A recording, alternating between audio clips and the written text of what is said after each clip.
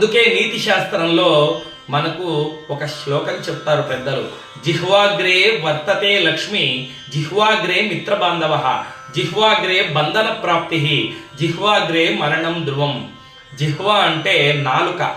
నాలుక చేత వర్తకులు బాగా డబ్బులు సంపాదించవచ్చు. ఉదాహరణకు ఒక అతను బట్టల షాప్ పెట్టాడు అనుకోండి.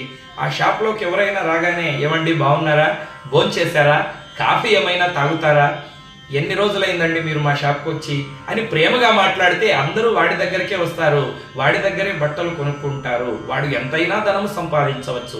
జిహ్వాగ్రే మిత్ర బాంధవ, మనం అందరితోనూ ప్రేమగా మాట్లాడితే ఎవరైనా కనిపించగానే, ఏం అన్నయ్య గారు బాగున్నారా, బాబాయ్ గారు బాగున్నారా, ఏం మావా బాగున్నావా, భోంచేశారా, రండి మా ఇంటికి అని ప్రేమగా పలకరిస్తే వాళ్ళు మనకు స్నేహితులు, బంధువులు అవుతారు.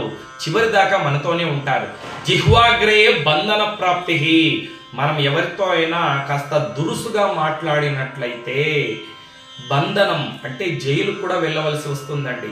మన ఎవరో ఒక అతను ఇలాగే పాకిస్తాన్ జిందాబాద్ అన్నాడు, వెంటనే తీసుకొని వెళ్ళి పోలీసులు జైల్లో వేసేసారండి.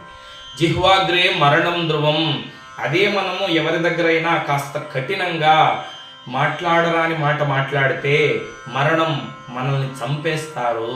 కాబట్టి నాలుకను మనం జాగ్రత్తగా పెట్టుకోవాలి అని చెప్తారు నీతి శాస్త్రంలో. ఉదాహరణకు ఒకసారి ఈ 32 పళ్ళు చేరి నాలుకను బెదిరిస్తుందంట.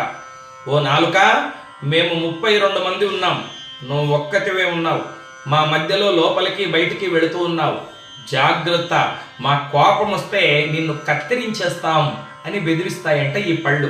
అప్పుడు ఆ పళ్ళు అంటుంది, నిజమే, మీరు 32 మంది ఉన్నారు, నేను ఒక్కదాన్నే ఉన్నాను, నా కెపాసిటీ మీకు తెలియదు, నేను వీధిలో నిలుచుకొని ఎవరినైనా ఒక చెడ్డ మాట తిట్టాననుకో, ఊడ్చరావని పళ్ళు అని పళ్ళు రాలగొట్టేస్తారు, జాగ్రత్త అంటుందన్నమాట.